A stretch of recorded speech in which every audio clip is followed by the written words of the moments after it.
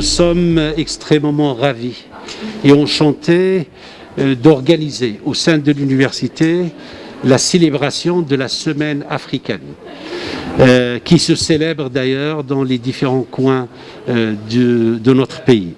Et nous sommes aussi ravis d'avoir accueilli et reçu au sein de l'université 12 ambassadeurs qui représentent différents pays de l'Afrique subsaharienne et qui sont des pays amis. Et ceci dénote en réalité la vision de Sa Majesté qui a tracé la voie pour une politique africaine. Le Maroc est au sein de son continent.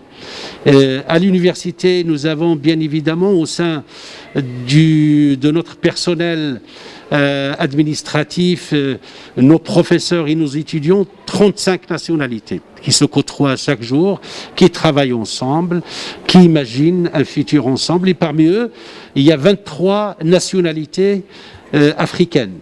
Et les ambassadeurs étaient ravis de rencontrer leurs concitoyens, qu'ils soient du Sénégal, du Mali, du Niger, du Burkina Faso, enfin différents pays de l'Afrique subsaharienne.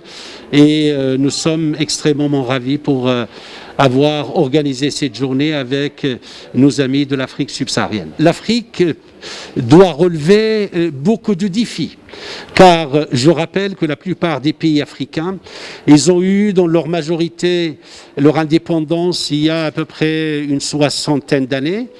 Le colonisateur d'hier a laissé un continent vraiment analphabète. Il a usurpé les ressources naturelles, il a laissé un tout petit peu d'équipement, un tout petit peu d'infrastructure, mais pas de ressources humaines.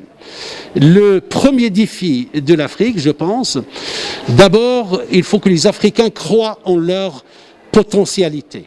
Il faut qu'il y ait cette croyance en soi. Sa Majesté, dans le discours d'Abidjan, en 2014, disait que l'Afrique doit faire confiance à l'Afrique et que les Africains doivent faire confiance aux Africains. C'est le capital. D'abord, avant de former quoi que ce soit, il faut d'abord avoir confiance en soi. Deuxième défi, le plus important, c'est former. L'éducation pour tous. L'Afrique, il y a à peu près 12 millions d'étudiants qui arrivent chaque année sur le marché d'emploi.